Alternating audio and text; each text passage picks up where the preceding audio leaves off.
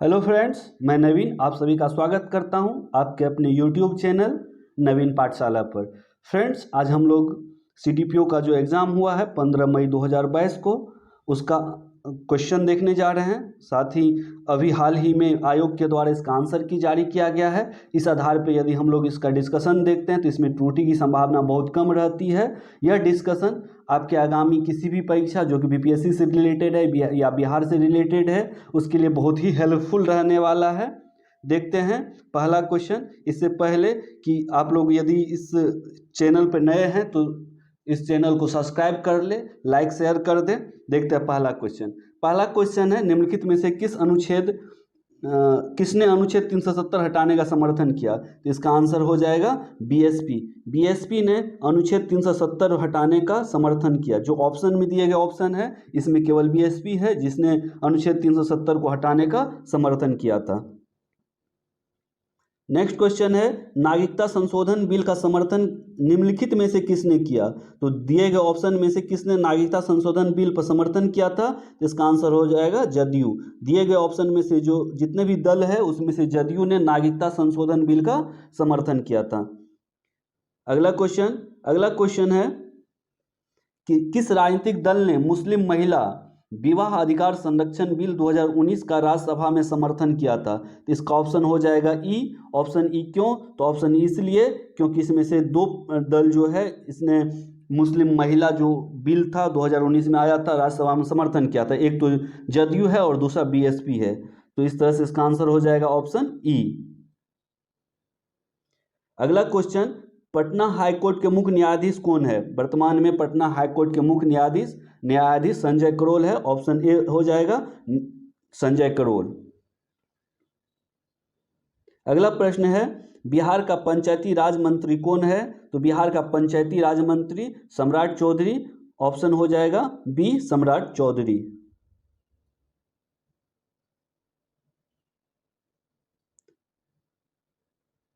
अगला प्रश्न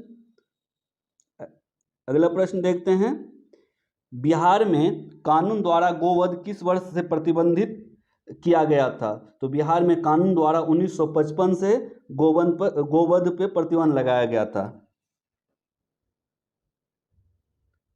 अगला प्रश्न, बिहार विधान परिषद में नेता प्रतिपक्ष कौन है? तो बिहार विधान परिषद की बात हो रही है, विधानसभा की बात होती। नेता प्रतिपक्ष तेजस्वी यादव, यहाँ पे दिया जा रहा है बिहार विधान परिषद में।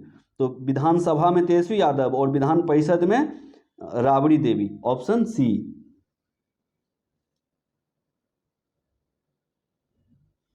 अगला प्रश्न है, इनमें से कौन 2 बार बिहार का राज्यपाल रहा? तो इसका आंसर हो जाएगा अखलाक उर रहमान किदवई।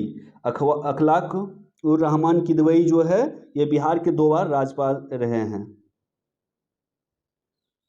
अगला प्रश्न, बिहार का प्रथम गैर कांग्रेसी मुख्यमंत्री कौन था? तो बिहार के प्रथम गैर कांग्रेसी मुख्यमंत्री महामाया प्रसाद सिन्हा। ऑप्शन बी महामाया प्रसाद सिन्हा जो है ये बिहार के प्रथम गैर कांग्रेसी मुख्यमंत्री रहे हैं। अगला क्वेश्चन देखते हैं, किस राजनीतिक दल की बिहार विधानसभा में 4 सीटें और बिहार विधान परिषद में 1 सीट है? ये बात उन दिनों की है जब वीआईपी का विलय बीजेपी में नहीं हुआ था, तब इसका आंसर वीआईपी हो जाता। लेकिन वीआईपी दल टूट गया है तो अब इसका आंसर नन ऑफ दीज मतलब ऑप्शन ई। इसका आंसर हो जाएगा ऑप्शन ई, क्योंकि अब बीएसपी के पास न तो विधानसभा की सीट है न विधान परिषद की सीट है, इसलिए इसका आंसर हो जाएगा ऑप्शन ई। अगला प्रश्न देखते हैं, इंडियन इकोनॉमिक क्राइसिस पुस्तक किसने लिखी? तो इंडियन इकोनॉमिक क्राइसिस पुस्तक सीटी कुरियन के द्वारा लिखी गई है। ऑप्शन सी सीटी कुरियन।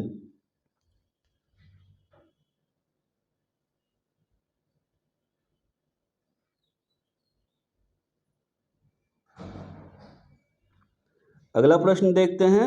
अगला प्रश्न है, बिहार की ग्रामीण साक्षरता दर क्या है? तो बिहार की ग्रामीण साक्षरता दर 59.78% है।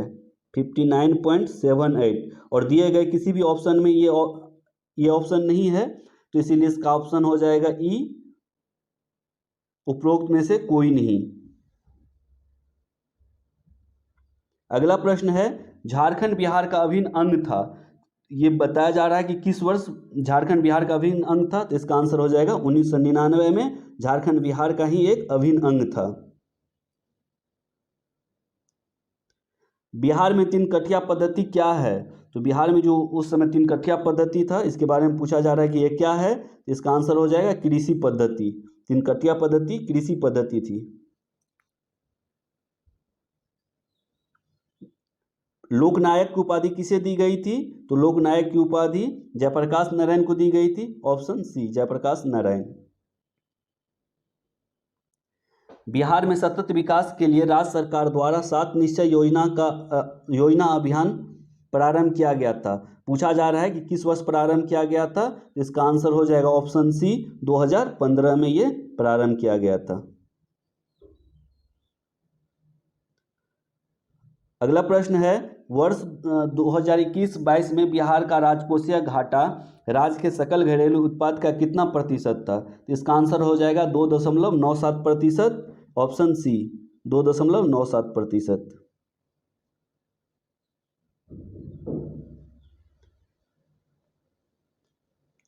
18 नंबर का प्रश्न है, अंतरिम चल निधि समायोजन सुविधा, जिसको शॉर्ट में ILAF कहा जाता है, को किस समिति ने सुझाव दिया था, को किस समिति ने सुझाया, तो इसका आंसर हो जाएगा नरसिम्हन समिति, ऑप्शन नरसिम्हन समिति का डी, नरसिम्हन समिति के द्वारा यह सुझाया गया था।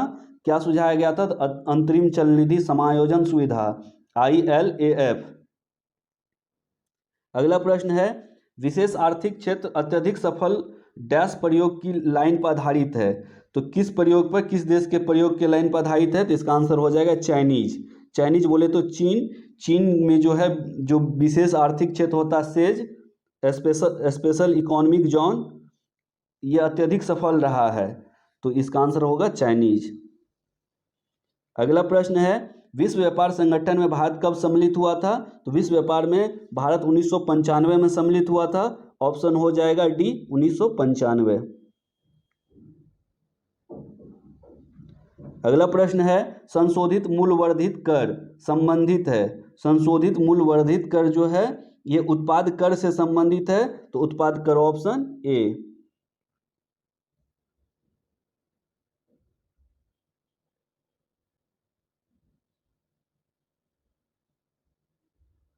रैयतवाड़ी व्यवस्था प्रारंभिक रूप से प्रारंभ की गई, तो ये पूछा जा रहा है कहाँ प्रारंभ की गई, तो इसका आंसर हो जाएगा तमिलनाडु।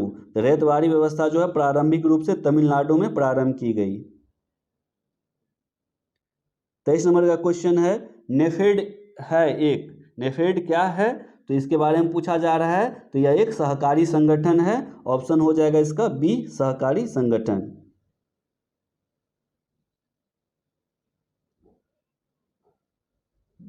आय की असमानता मापी जाती है, तो आय की असमानता गिनी लॉरेंज अनुपात में मापी जाती है, ऑप्शन सी गिनी लॉरेंज अनुपात।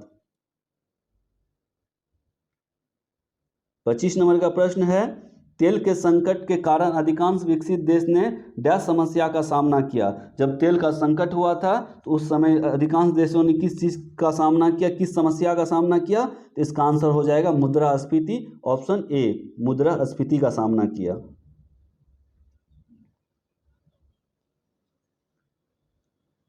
देखते हैं नेक्स्ट प्रश्न। नेक्स्ट प्रश्न है, 1945-46 में दिल्ली में हुए INA के मुकदमों के पक्ष में पेश हुए वकील थे, तो कौन से वकील पेश हुए थे, इसका आंसर हो जाएगा भूला भाई देसाई, ऑप्शन डी भूला भाई देसाई। अगला प्रश्न है, सही कालानुक्रम भारतीय स्वतंत्रता संग्राम को निम्नलिखित घटनाओं में व्यवस्थित कीजिए, तो इसमें व्यवस्थित करना है, सबसे पहले तो सबका डेट भी पता होना चाहिए, सबसे पहले कौन हुआ, फिर कौन घटित हुआ, फिर कौन घटित हुआ, यदि ऐसा पता हो तो ये क्वेश्चन आसानी से बन जाता है। इसमें देखेंगे हम लोग मुस्लिम उद्धार दिवस, तो ये 1939 में 1939 में हुआ था, साथ ही डेट यदि याद हो तो और आसान हो जाएगा, ये 22 दिसंबर 1939 को हुआ था, 22 दिसंबर 1939 को।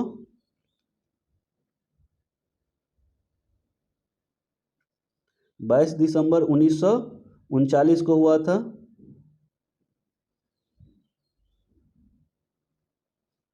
नेक्स्ट जो है ये 1939 को 22 दिसंबर में हुआ था।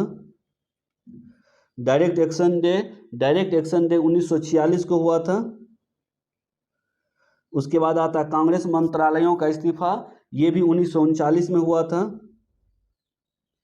उसके बाद व्यक्तिगत सत्याग्रह, ये 1940 में हुआ था, 1940 में।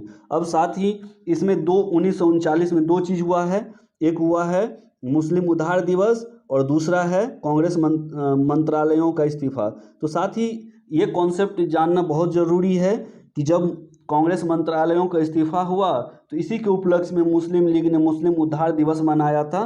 तो पहले क्या हो जाएगा, तो कांग्रेस मंत्रालयों का इस्तीफा। तो इस तरह से हम देखते हैं कि 3 नंबर किस ऑप्शन में पहले दिया हुआ है। तो 3 नंबर 3 से शुरू होने वाला ऑप्शन है, पहला ही ऑप्शन है 3 से शुरू हुआ है, सबसे पहले वही हुआ है। तो 3 उसके बाद 1, तो जस्ट 3 के बाद 1 बोले तो मुस्लिम उद्धार दिवस, फिर व्यक्तिगत सत्याग्रह 1940, फिर डायरेक्ट एक्शन डे या दिवस 1946। इस तरह से ऑप्शन हो जाएगा इसका 3 1 4 2, 3 1 4 2। सबसे पहले क्या, तो सबसे पहले कांग्रेस मंत्रालयों का इस्तीफा, फिर डायरेक्ट एक्शन डे, फिर व्यक्तिगत सत्याग्रह, फिर डायरेक्ट एक्शन डे 1946 में। अगला प्रश्न, निम्नलिखित आंदोलन का कालानुक्रम क्या है। तो किस वर्ष कौन सा आंदोलन हुआ था, इस तरह से इसका आंसर दे सकते हैं। दक्कन का दंगा 1875 में हुआ था।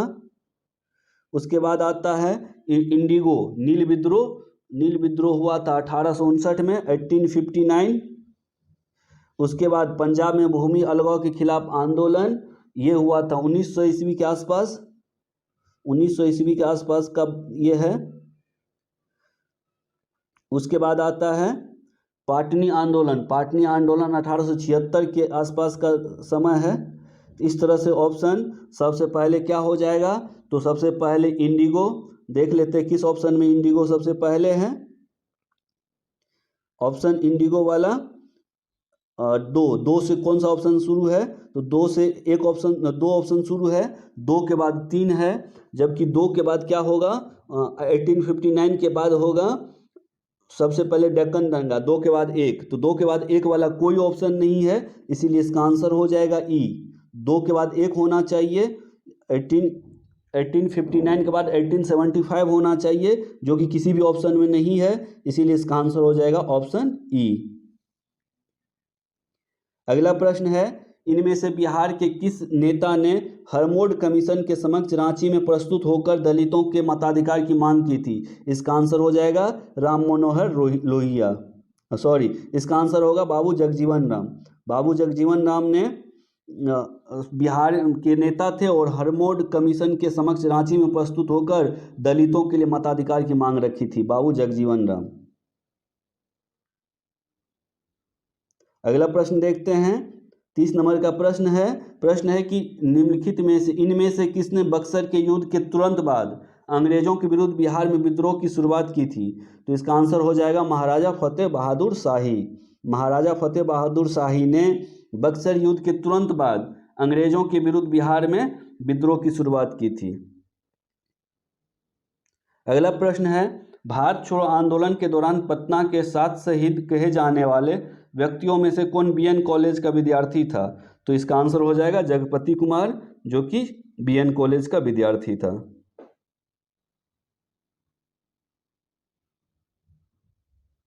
अगला प्रश्न है, इनमें से किसने उलगुलान आंदोलन प्रारंभ किया था। इसका आंसर हो जाएगा बिरसा मुंडा, ऑप्शन सी बिरसा मुंडा।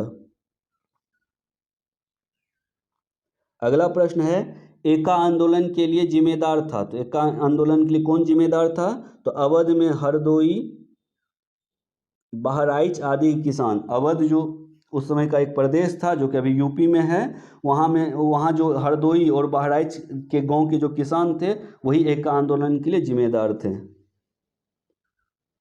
इनमें से किस वायसराय को अंडमान द्वीप समूह में छुरा मारकर मौत के घाट उतार दिया गया था। तो इसका आंसर हो जाएगा Lord Mayo, option C Lord Mayo को छुरा मारकर मौत का घाट उतार दिया गया था। कहाँ, तो अंडमान द्वीप समूह में।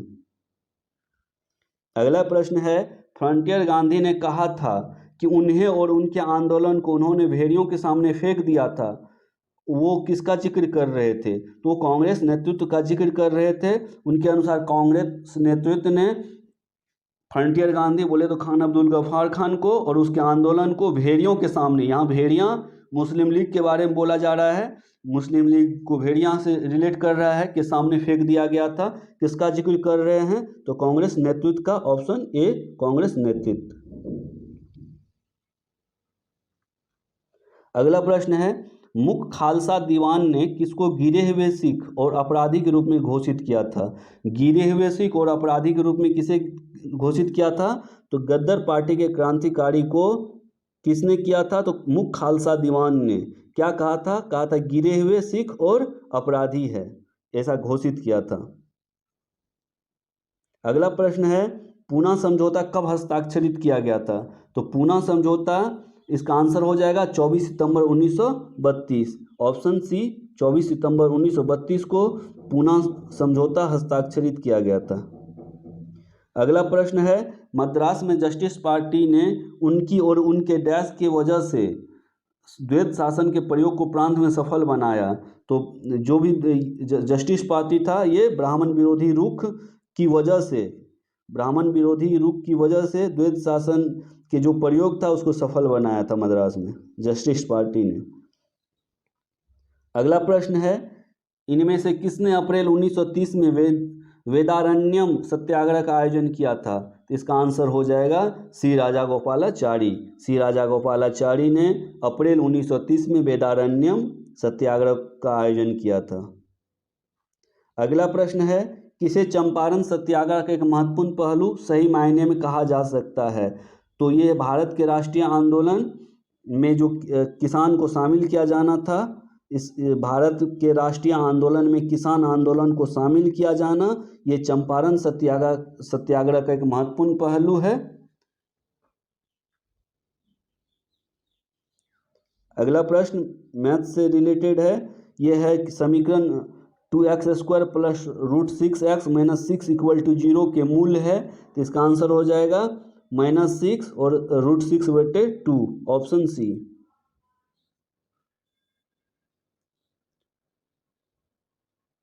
अगला प्रश्न है, 2x + 3y = 10 और 3x - y = 4। तो x और y का वैल्यू पूछा जा रहा है, तो x और y दोनों का वैल्यू 2 हो जाएगा, तो 2 और 2, ऑप्शन डी। अगला प्रश्न है, 35 + 27 का होल स्क्वायर है, प्लस 35 - 27 का होल स्क्वायर, बाय है 35 का होल स्क्वायर प्लस 27 का होल स्क्वायर। तो इसका आंसर 43 का आंसर हो जाएगा 2, ऑप्शन डी। अगला प्रश्न एक गांव की जनसंख्या से रिलेटेड है कि जनसंख्या इतना है और 10% की दर से बढ़ती है, तो 2 वर्ष के बाद जनसंख्या क्या हो जाएगा? तो इसका आंसर हो जाएगा 19,965, ऑप्शन ए।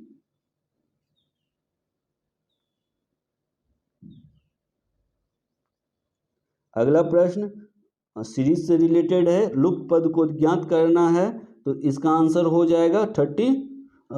लुप्त पद को ज्ञात करना है 1, ऑप्शन है पहला 154, फिर है 180, 108 और 450। इसका आंसर हो जाएगा 108, ऑप्शन सी।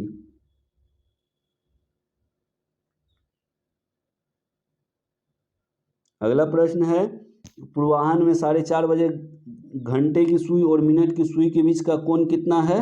तो 45 डिग्री, ऑप्शन हो जाएगा 45 डिग्री, ऑप्शन बी।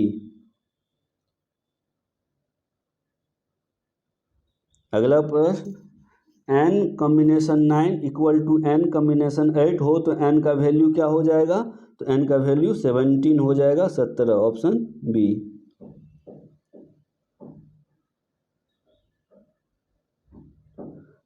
अगला प्रश्न है कि यदि 8 अवलोकनों का औसत 16 है और 4 अवलोकन का औसत 64 है, तो 8 + 4 = 12 अवलोकन का औसत पूछा जा रहा है। इसका आंसर हो जाएगा 32।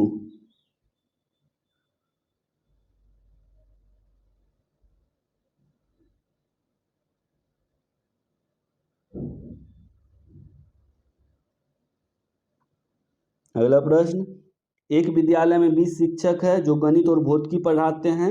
इनमें से 12 गणित पढ़ाते हैं और 4 गणित और भौतिकी दोनों पढ़ाते हैं, तो कितने शिक्षक भौतिकी पढ़ाते हैं? तो इसका आंसर हो जाएगा 12, ऑप्शन सी। अगला प्रश्न है, समांतर श्रेणी में 5, 11, 17 डॉट डॉट का 101वां पद कौन सा होगा? तो इसका आंसर हो जाएगा 605, ऑप्शन ए। इस तरह से हम लोगों ने मैथ से रिलेटेड 10 प्रश्न का देखा आंसर। अब देखते हैं फिर से साइंस का क्वेश्चन। 51 में है, आधुनिक परमाणु प्रतीक का प्रस्तावित विधि पर आधारित है। किसके विधि पर आधारित है? तो ये विधि था बर्जेलियस का, ऑप्शन बी बर्जेलियस। अगला प्रश्न है, निम्नलिखित विशेषताओं में से कौन से रासायनिक परिवर्तन की विशेषता नहीं है? तो इसका आंसर हो जाएगा ऊर्जा में कोई निवल परिवर्तन नहीं होना, ऑप्शन सी। अगला प्रश्न, ऐसे पदार्थ जो बिना किसी रासायनिक प्रतिक्रिया के अन्य पदार्थ से नमी को आसानी से अवशोषित कर लेता है, क्या कहा जाता है? उसका आंसर हो जाएगा जल शुष्कक, ऑप्शन ए जल शुष्कक। देखते हैं अगला प्रश्न, कार्बन मोनोऑक्साइड CO2 से प्रदूषित वायु में सांस लेना खतरनाक है क्योंकि? इसका आंसर हो जाएगा 54 का CO जो है सी हो जाएगा इसका ऑप्शन। CO होमोग्लोबिन के साथ संयोजन करता है। अच्छा सी ऑप्शन नहीं, बी है। बी में क्या है? तो बी में CO होमोग्लोबिन के साथ संयोजन करता, ऑप्शन बी में है, ऑप्शन बी हो जाएगा इसका आंसर। CO बोले तो कार्बन मोनोऑक्साइड हेमोग्लोबिन के साथ संयोजन करता है, इसीलिए कार्बन मोनोऑक्साइड से प्रदूषित वायु में सांस लेना खतरनाक है। अगला प्रश्न है, डैश के अभ्यास से जानवरों के क्लोन तैयार किए जाते हैं। तो इसका आंसर हो जाएगा जैव प्रौद्योगिकी, ऑप्शन सी जैव प्रौद्योगिकी के अभ्यास से जानवरों के क्लोन तैयार किए जाते हैं। अगला प्रश्न है, निम्नलिखित में से डैश के आम पौधे और बंदर दोनों की कोशिकाओं में पाया जाता है। एक उदाहरण दिया है जिसमें कि पादप और जानवर का उदाहरण देते हुए यह सब पूछने का प्रयास किया गया है कि दोनों की कोशिकाओं में क्या पाया जाता है। तो इसका आंसर हो जाएगा कोशिका झिल्ली, ऑप्शन डी।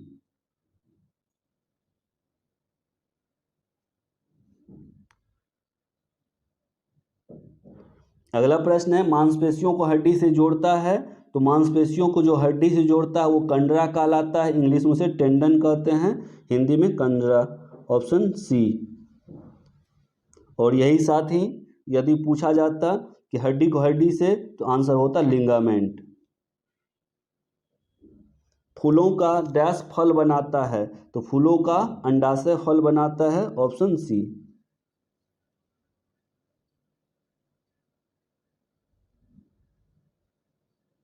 तो 59 का है, द्विपद विज्ञान संबंधित नाम उदाहरण है। जो द्विपद विज्ञान का संबंधित नाम है उसका उदाहरण क्या है? तो राना ट्रेगरेना, ऑप्शन सी, राना ट्रेगरेना, ये जो द्विपद विज्ञान संबंधी उदाहरण है। अगला प्रश्न है, संक्रामक रोग का सबसे समान वाहक क्या है? तो संक्रामक रोग का सबसे समान वाहक जो है वो मक्खी है, ऑप्शन बी। इसको मक्खी लिख के दिया था, जो कि मक्खी ही है, ऑप्शन बी। अगला प्रश्न है, विटामिन ए का सबसे अच्छा स्रोत है। तो विटामिन ए का जो सबसे अच्छा स्रोत है वो है गाजर, ऑप्शन सी। अगला प्रश्न है, कंधे पर पाए जाने वाला जोड़ डैश में भी पाया जाता है। इसका आंसर है नितंब, जिसको इंग्लिश में हिप बोलते हैं। तो कंधे पर जो जोड़ पाया जाता है वही कहाँ पाया जाता है? नितंब में। इसको इंग्लिश में बोलते हैं नितंब को हिप, HIP।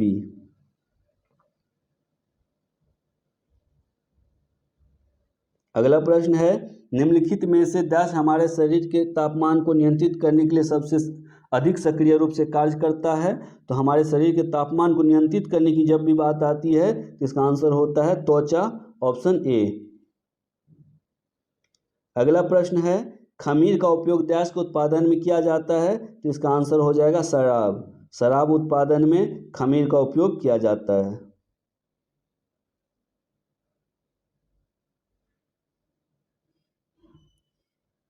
65 का क्वेश्चन है 1 जिप्टो बराबर होता है, 1 जिप्टो कितना बराबर होता है, तो 10⁻21 के बराबर होता है 1 जिप्टो।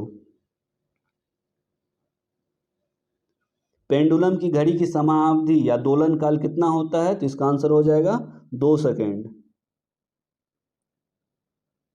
Option B. अगला प्रश्न है बैरोमीटर की ऊंचाई में अचानक वृद्धि क्या इंगित करता है, तो इसका आंसर हो जाएगा अत्यंत सूक्ष्म मौसम, ऑप्शन डी। बैरोमीटर की ऊंचाई में अचानक वृद्धि किसको इंगित करता है, तो अत्यंत सूक्ष्म मौसम को। अगला ऑप्शन बहुत ठंड के मौसम में पानी का डैश जलीय जीवन को संरक्षित करता है, तो बहुत अधिक ठंड मौसम में जब पानी बर्फ बन जाता है तो जलीय जीवन को विस्तार मतलब एक्सपांसन जो है ये क्या करता है, तो जलीय जीवन को संरक्षित रखता है। ऑप्शन हो जाएगा विस्तार, एक्सपांसन, ऑप्शन बी। 69 का देखते हैं। 69 नंबर का प्रश्न है कि निम्नलिखित में से ग्रीन हाउस गैस है, पूछा जा रहा है कि कौन सा ग्रीन हाउस गैस है, तो carbon dioxide, ozone, CFC, methane, इसमें से सभी ग्रीन हाउस गैस है, इसीलिए इसका ऑप्शन हो जाएगा ई, उपयुक्त में से एक से अधिक। नाई की दुकान में 2 समतल दर्पण रखे जाते हैं, तो ये प्रश्न पूछा जा रहा है कि 2 समतल दर्पण रखे जाते हैं क्यों, 2 समतल दर्पण कैसे रखे जाते हैं, तो इसका आंसर होगा एक दूसरे के समानांतर, ऑप्शन ए। एक दूसरे के समानांतर रखे जाते हैं ताकि एक दूसरे का जो उसमें आईना में जो चित्र बनता, फिगर बनता है वो स्पष्ट बने। अगला प्रश्न देखते हैं बिल्ली की सुनने की आवृत्ति विस्तार होता है, तो बिल्ली के सुनने की आवृत्ति जो विस्तार होता है वो कितना होता है, ये प्रश्न पूछा जा रहा है, तो इसका आंसर हो जाएगा 45 हर्ट्ज से 64 हर्ट्ज, ऑप्शन सी। अगला प्रश्न है पृथ्वी की चुंबकीय क्षेत्र में रखे गए दंड मतलब जो दंड चुंबक होता है, बार चुंबक, जिसकी उत्तरी ध्रुव भौगोलिक उत्तर दिशा के ओर स्थित होती है, के चारों ओर उदीयमान बिंदु की संख्या कितनी होती है, तो इसका आंसर हो जाएगा ए, ऑप्शन ए। मतलब इसका आंसर हुआ 2 बिंदु होती है, चारों ओर उदासीन बिंदु की संख्या कितनी होती है, तो 2।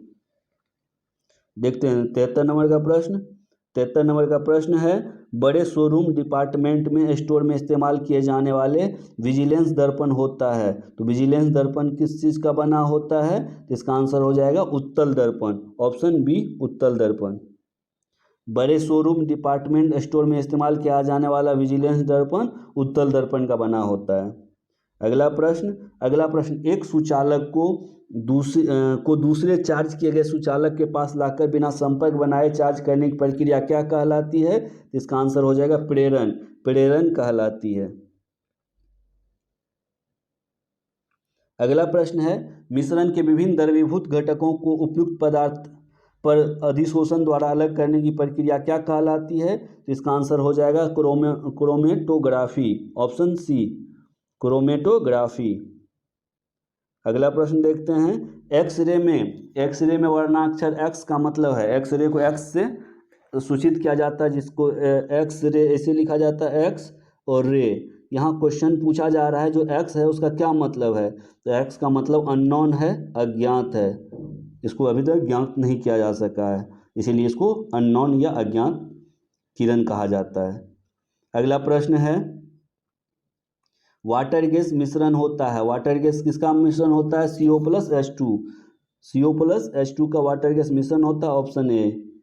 अगला प्रश्न है डैश के कारण पानी का उत्कृष्ट शीतलन कारक है, किसके कारण जो है पानी का उत्कृष्ट शीतलन कारक है, इसका आंसर हो जाएगा उच्च विशिष्ट ऊष्मा, ऑप्शन हो जाएगा उच्च विशिष्ट ऊष्मा, ऑप्शन सी। अगला प्रश्न है कोलाइड कण का आकार की सीमा होती है, तो कोलाइड कण के आकार की जो सीमा है 10⁻⁻7 मीटर से 10⁻⁻10 मीटर तक, ऑप्शन ए। अगला प्रश्न है अक्रिस्टलीय कार्बन का शुद्धतम रूप है, तो इसका आंसर हो जाएगा दीपक कालिक। दीपक कालिक को हम लोग ऐसे समझ सकते हैं, वो जो डिबिया बनाया जाता है या लालटेन होता है या लैंप होता है, उसके ऊपर जो कालिक जम जाता है वो अक्रिस्टलीय होता है, तो अक्रिस्टलीय कार्बन का शुद्ध रूप है ऑप्शन डी। देखते हैं 81 नंबर का प्रश्न। 81 नंबर का प्रश्न है करंट का प्रश्न है, नकोजी अंकोजो इबोला विश्व की प्रथम महिला तथा अफ्रीका की प्रथम महिला है जिसे विश्व व्यापार संगठन WTO का अध्यक्ष नियुक्त किया गया, या किस देश से संबंध रखती है, तो इसका आंसर हो जाएगा नाइजीरिया। Nigeria option C. अगला प्रश्न, तालिबान ने अफगानिस्तान का नाम परिवर्तित करके नया नाम क्या रख दिया है, तो तालिबान ने अफगानिस्तान का नाम परिवर्तित करके नया नाम रखा है इस्लामिक अमीरात ऑफ अफगानिस्तान ऑप्शन सी। अगला प्रश्न है वर्ष 2021 का USA ओपन पुरुष एकल ग्रैंड स्लैम सर्बिया के नागरिकता विश्व के नंबर 1 खिलाड़ी को हराकर किसने जीता, तो इसका आंसर हो जाएगा डेनियल मेदवेदेव ऑप्शन ए। अगला प्रश्न है भारत की कोविड वैक्सीन का उत्पादन निम्नलिखित में से कौन सी दवा कंपनी या बायोटेक्नोलॉजी कंपनी करती है, इसका आंसर हो जाएगा Serum Institute of India Private Limited option C. अगला प्रश्न है CPEC प्रोजेक्ट क्या है, तो CPEC प्रोजेक्ट जो है ये चीन पाकिस्तान आर्थिक गलियारा है ऑप्शन सी, चीन पाकिस्तान आर्थिक गलियारा। अगला प्रश्न 8 अगस्त 2020 को भारत की प्रथम किसान रेल निम्नलिखित में से किन दो स्टेशनों के बीच यात्रा का शुभारंभ हुआ था, तो इसका आंसर हो जाएगा महाराष्ट्र के देवलाली से दानापुर जो कि बिहार में अवस्थित है, यहाँ तक प्रथम किसान रेल चला था। किन दो स्टेशनों के बीच चला था ये पूछा जा रहा है, तो इसका आंसर हो जाएगा देवलाली जो कि महाराष्ट्र में अवस्थित है, दानापुर जो कि बिहार में अवस्थित है। अगला प्रश्न है बिहार के किस व्यक्ति को 26 जनवरी 2021 को पद्म भूषण पुरस्कार प्रदान किया गया, तो 87 नंबर का आंसर हो जाएगा रामविलास पासवान, मरणोपरांत जिसे पद्म भूषण पुरस्कार दिया गया था 26 जनवरी 2021 को। अगला प्रश्न है 26 जनवरी 2021 को बिहार के कितने लोगों को विभिन्न क्षेत्र में पद्मश्री पुरस्कार से नवाजा गया, तो इसका आंसर हो जाएगा 4 व्यक्ति को। अगला प्रश्न देखते हैं। अगला प्रश्न है कि चिकित्सा के क्षेत्र में उत्कृष्ट योगदान के लिए 26 जनवरी 2021 को बिहार के किस व्यक्ति को पद्मश्री पुरस्कार दिया गया, तो इसका आंसर हो जाएगा doctor Dilip Kumar Singh option D, doctor Dilip Kumar Singh को। अगला प्रश्न है कि 1971 के भारत पाक युद्ध में अनुकरणीय साहस के लिए बिहार के किस सैनिक को सर्वोच्च परमवीर चक्र से सम्मानित किया गया, इसका आंसर हो जाएगा एल्बर्ट एक्का ऑप्शन ए। अगला प्रश्न है इनमें से बिहार के किस व्यक्ति ने दादा साहब फाल्के पुरस्कार प्राप्त किया, इसका आंसर हो जाएगा ऑप्शन ए अशोक कुमार। अशोक कुमार जो कि बिहार से संबंधित अभिनेता है, इनको क्या मिला है, तो दादा साहब फाल्के पुरस्कार मिला है। अगला प्रश्न है भारत के किस पत्रकार एवं मीडिया व्यक्तित्व ने जो बिहार मूल से है और वर्ष 2019 का मैगसेसे पुरस्कार प्राप्त किया, तो इसका आंसर हो जाएगा रवीश कुमार NDTV वाले। अगला प्रश्न 93 नंबर का प्रश्न देखेंगे जिसमें बिहार की किस गरीब लड़की ने अपने समुदाय के लोगों के उत्थान के लिए किए गए उत्कृष्ट कार्यों के लिए विश्व महिलाओं की शिखर फाउंडेशन से women's creativity in rural life award प्राप्त किया, तो इसका आंसर हो जाएगा छोटी कुमारी सिंह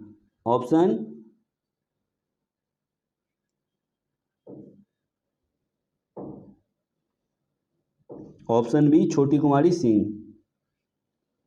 अगला प्रश्न भारत फाउंडेशन ने नालंदा विश्वविद्यालय के सहयोग से 27 से 28 जुलाई 2019 को 5वां विश्व धर्म सम्मेलन निम्नलिखित में से किस शहर या नगर में आयोजित किया, इसका आंसर हो जाएगा राजगीर राजगीर में क्या हुआ, तो भारत फाउंडेशन के नालंदा विश्वविद्यालय के सहयोग से 27 और 28 जुलाई 2019 को 5वां विश्व धर्म सम्मेलन का आयोजन हुआ।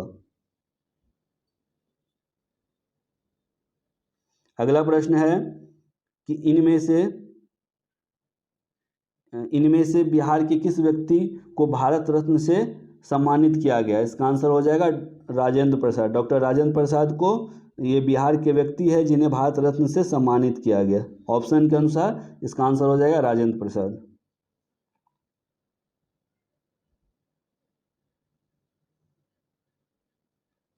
अगला प्रश्न है अगस्त और सितंबर 2021 में आयोजित हुए टोक्यो पैरा ओलंपिक में भारत ने कुल कितने पदक जीते।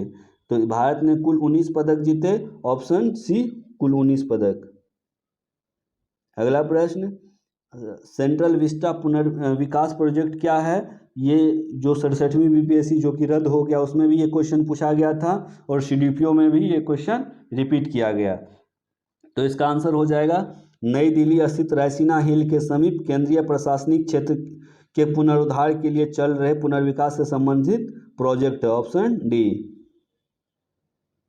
अगला प्रश्न है सुशासन दिवस भारत के पूर्व प्रधानमंत्री अटल बिहारी वाजपेयी के जन्म दिवस पर प्रत्येक वर्ष किस तिथि को मनाया जाता है।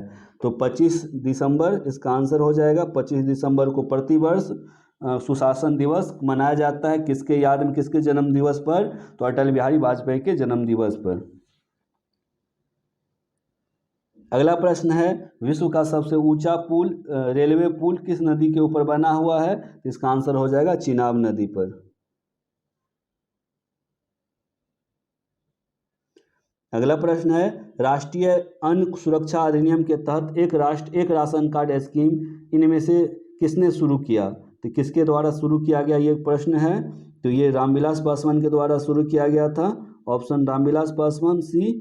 रामविलास पासवान जो है पूर्व केंद्रीय मंत्री जिनके द्वारा एक राष्ट्र एक राशन कार्ड स्कीम की शुरुआत हुई। नेक्स्ट प्रश्न देखते हैं। 101 नंबर का प्रश्न है मिशन इंद्रधनुष पूछा जा रहा है। जो मिशन इंद्रधनुष है जिसे वर्ष 2014 को शुरू किया गया था, ये इंटेंसिफाइड मिशन इंद्रधनुष 3.0 स्कीम निम्नलिखित में से किससे संबंधित है। तो इसका आंसर हो जाएगा ऑप्शन सी प्रत्येक बच्चे तथा गर्भवती महिला का टीकाकरण से। अगला प्रश्न है भारतीय पुरातत्व विभाग जो ASI द्वारा किस राज्य में 900 वर्ष पुराने बौद्ध मठ का पता लगाया गया। इसका आंसर हो जाएगा झारखंड। Option D.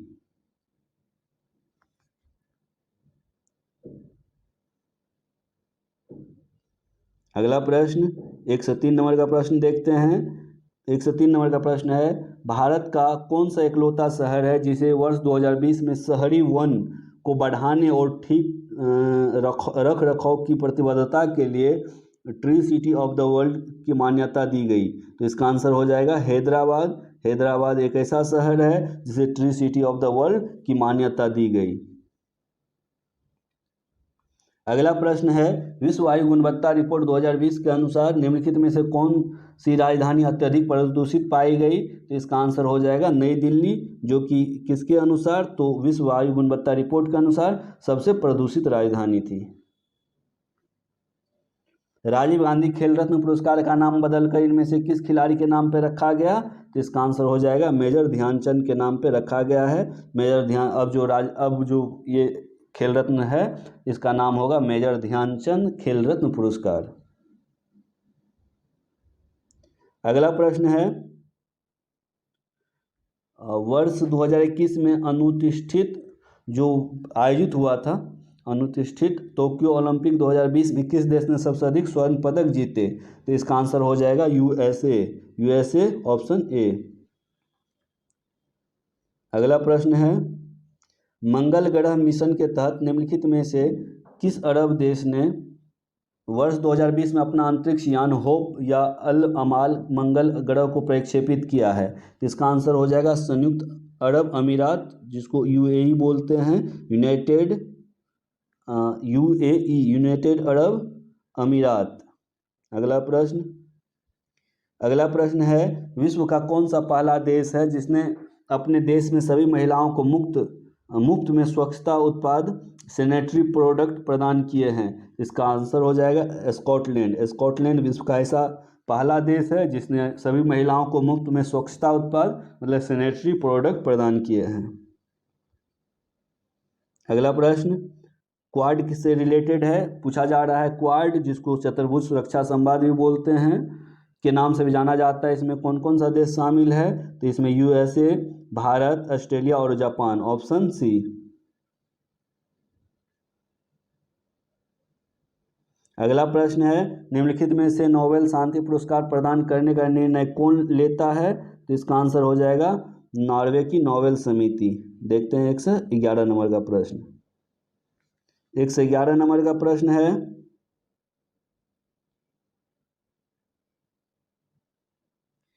पुस्तक इंडिया डिवाइडेड किसने लिखी?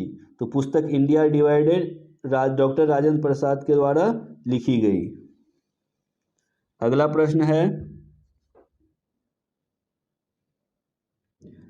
जवाहरलाल के बौद्धिक विकास में फरवरी 1927 में ब्रुसेल्स कांग्रेस में औपनिवेशिक दमन और साम्राज्यवाद के विरुद्ध उनकी सक्रिय भागीदारी के साथ एक मोड़ आया। ये शब्द किसने लिखे?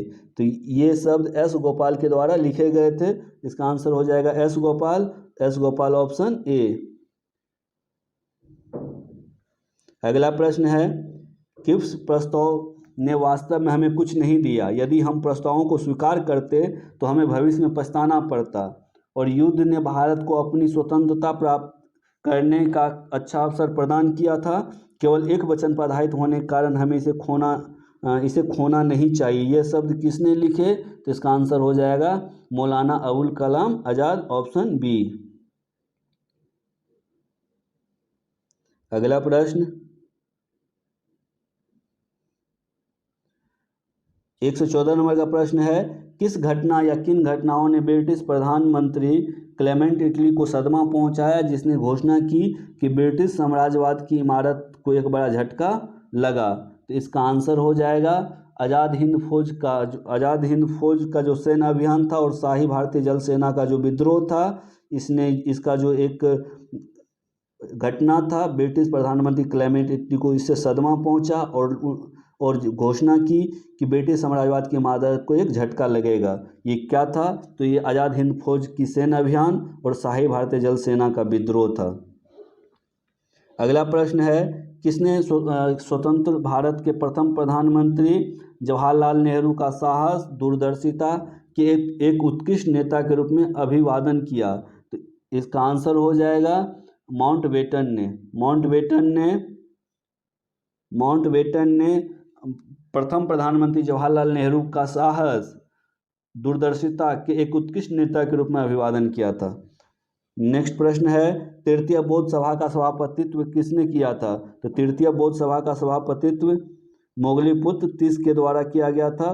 तो इसका आंसर हो जाएगा ऑप्शन डी, मोगलीपुत्र तीस। अगला प्रश्न है, जागीर बांटने की फिरोज शाह तुगलक की नीति के पीछे कौन सी शक्ति थी? तो ये समय की आवश्यकता ही उनकी एक नीति थी। समय की आवश्यकता के अनुसार फिरोज शाह तुगलक ने जागीर बांटी थी। 118 नंबर का प्रश्न देखते हैं। 118 का प्रश्न है, बंगाल प्रांत के साथ बिहार प्रांत को कब मिलाया गया? तो इसका आंसर हो जाएगा 1733 ईस्वी को बंगाल प्रांत के साथ बिहार प्रांत को मिलाया गया। किस ब्रिटिश अधिकारी ने भारत सरकार को सूचित किया कि पटना के मुसलमान पेशावर के नज़दीक 64वीं नेटिव इन्फेंट्री के साथ आपस में पत्र व्यवहार करते थे और याचना की कि ब्रिटिश विरुद्ध बगावत करे? इसका आंसर हो जाएगा Robert Montgomery. Option A, Robert Montgomery.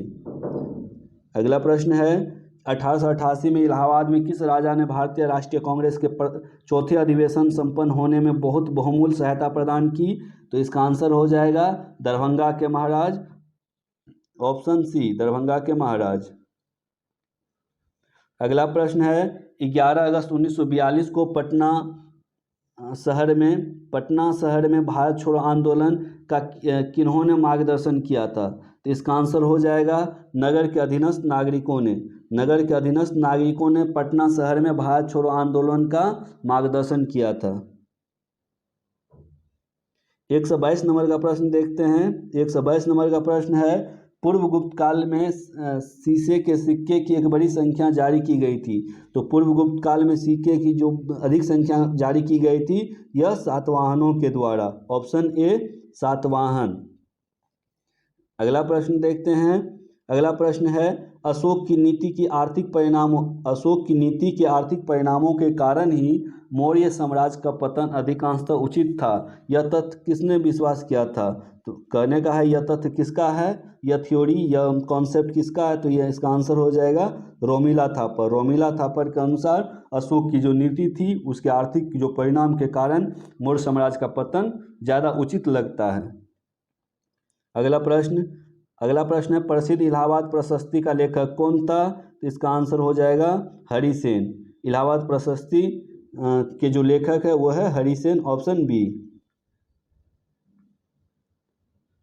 अगला प्रश्न देखते हैं 125 नंबर का प्रश्न। 125 का प्रश्न है कि बड़ा बुद्दुर विश्व में सबसे अद्भुत स्तूप है और इसकी मूर्ति और मूर्तिकला का शानदार उदाहरण है। तो इसका आंसर हो जाएगा भारत जावा कला। भारत जावा कला का एक उत्कृष्ट उदाहरण है। ऑप्शन डी, भारत जावा कला। अगला प्रश्न है, राजत्व के उसके सिद्धांत प्रतिष्ठा, शक्ति और न्याय के सिद्धांतों पर आधारित थे। बलबन के बारे में ये शब्द किसने कहे? तो इसका आंसर हो जाएगा जियाउद्दीन बरनी। जियाउद्दीन बरनी। Option B. अगला प्रश्न, अलाउद्दीन दिल्ली का प्रथम तुर्की सुल्तान था जिसे धर्म को राज्य के अधीन लाने का और ऐसे घटकों से परिचय कराने का श्रेय जाता है जो सैद्धांतिक रूप से राज्य को धर्मनिरपेक्ष बनाते हैं। ये शब्द किसने कहे थे? तो इसका आंसर हो जाएगा A.L. Srivastava. Option C, A.L. Srivastava. अगला प्रश्न, भारत के एकीकरण के बाद वह मध्य पूर्व और पश्चिम एशिया को एक करना चाहता था, जो एक विश्व साम्राज्य की स्थापना की और एक महत्वपूर्ण कदम था। R.P. त्रिपाठी ने मुगलकालीन भारत के किस सम्राट के बारे में यह लिखा? इसका आंसर हो जाएगा अकबर। 128 का ऑप्शन सी, अकबर। अगला प्रश्न है, किसी भी सरकार ने नहीं और अंग्रेजों ने भी नहीं, जितना कि इस पठान ने काफ़ी बुद्धिमत्ता का परिचय दिया। शेरशाह सूरी के बारे में ये शब्द किसने लिखे? तो इसका आंसर हो जाएगा H.G. कीन। Option A, H.G. कीन। अगला प्रश्न है, ब्रिटिश का भर्ती सार्जेंट की उपाधि प्रथम विश्व युद्ध के दौरान सरकार को अपना सहयोग देने के कारण किसने प्राप्त की? इसका आंसर हो जाएगा महात्मा गांधी। महात्मा गांधी ने ब्रिटिश भर्ती सार्जेंट कहा जाता था क्योंकि इन्होंने प्रथम विश्व युद्ध में ब्रिटिश सरकार को सेना में समर्थन दे करके ज़्यादा से ज़्यादा भर्ती करवा करके, भारतीयों की भर्ती करवा करके सहयोग दिया था। इसीलिए ब्रिटिश सरकार ने इसे भर्ती का सार्जेंट की उपाधि दी थी। अगला प्रश्न 131 नंबर का प्रश्न देखते हैं। 131 नंबर का प्रश्न है कि निम्नलिखित में से कौन सा वस्त्र उद्योग का केंद्र है? इसका जो आंसर है आयोग के द्वारा ऑप्शन ई माना गया है।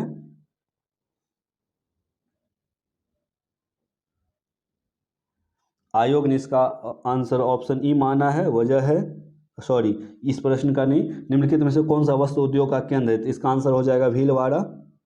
भीलवाड़ा जो है वस्त्र उद्योग का केंद्र है।